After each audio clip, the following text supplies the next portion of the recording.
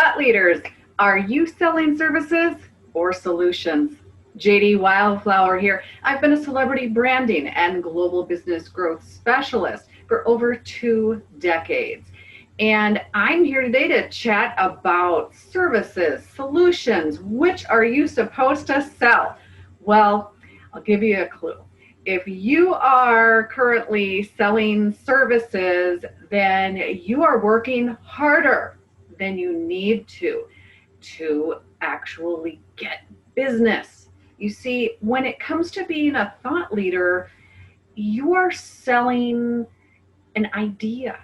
You're selling hope. You're selling the dream fulfillment that people have in their lives, whether it be that you're providing personal or professional services.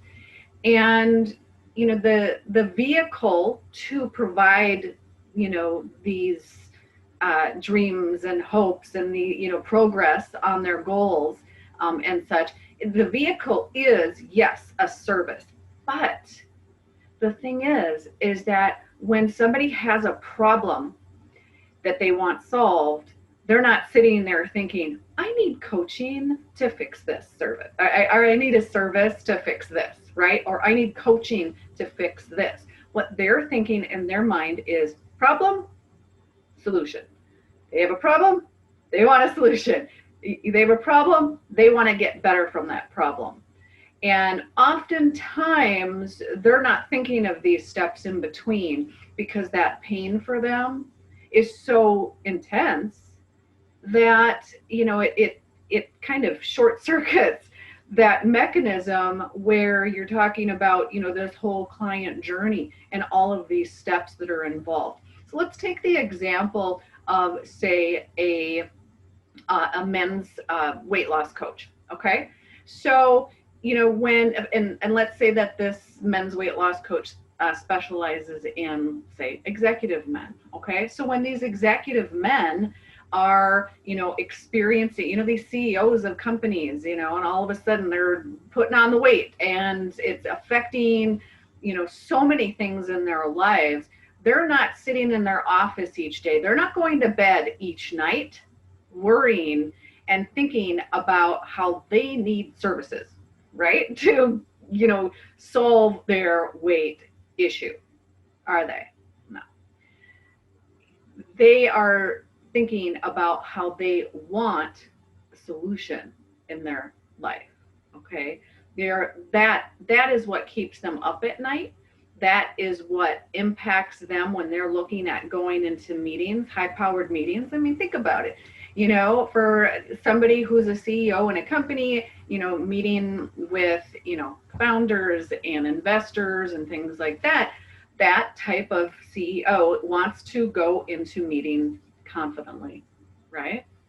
And if there's something going on in his body or his life, okay, this weight is just an example. It could be that, he's got unnecessary stress. He's got a wonky stress system, okay, something like that.